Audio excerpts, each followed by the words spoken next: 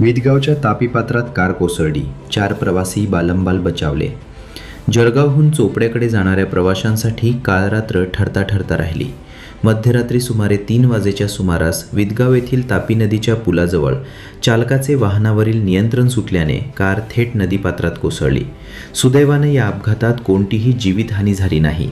कारमधील 3 ते 4 प्रवासी किरकोळ जखमी झाले असून स्थानिक नागरिकांच्या सतर्कतेमुळे मोठा अनर्थ टळला. मात्र या अपघातामुळे पुन्हा एकदा विदगाव पुलावरील सुरक्षेचा प्रश्न ऐरणीवर आला आहे.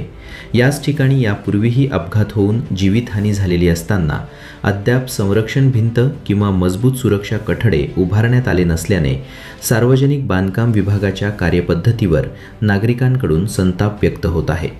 मिळालेल्या माहितीनुसार चोपडा येथील काही रहिवासी कारने जळगावहून घराकडे परतत होते. रात्री सुमारे 3 वाजता विदगाव पुलाजवळ चालकाचे वाहनावरील नियंत्रण सुटले आणि कार थेट तापी नदीच्या पात्रात कोसळली. अपघाताचा मोठा आवाज ऐकून स्थानिक नागरिकांनी तातडीने घटनास्थळी धाव घेतली. त्यांनी कारमधील सर्व प्रवाशांना बाहेर काढले. या अपघातात 3 ते 4 जण किरकोळ जखमी झाल्याचे समजते. त्यांना तात्काळ रुग्णालयात उपचारासाठी दाखल करण्यात आले. दरम्यान सकाळी सुमारे 10 वाजता क्रेनच्या सहाय्याने नदीपात्रातून कार बाहेर काढण्याचे काम सुरू करण्यात आले. यावेळी जळगाव चोपडा मार्गाच्या दोन्ही बाजूंना वाहनांच्या लांबच लांब रांगा लागल्याने वाहतुकीची कोंडी झाली.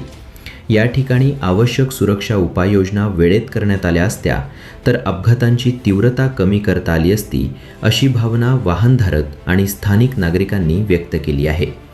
प्रशासनाला आणखी किती अपघात आणि जीवितहानीची प्रतीक्षा आहे, असा संतप्त सवालही नागरिकांकडून उपस्थित केला जात आहे. जळगाव चोपडा मार्गावरील विदगाव पुलाजवळ तातडीने मजबूत संरक्षण भिंत, लोखंडी कठडे तसेच आवश्यक दिशादर्शक आणि प्रतिबंधक उपाययोजना उभाराव्यात, अशी मागणी ग्रामस्थ आणि नियमित प्रवाशांकडून होत आहे.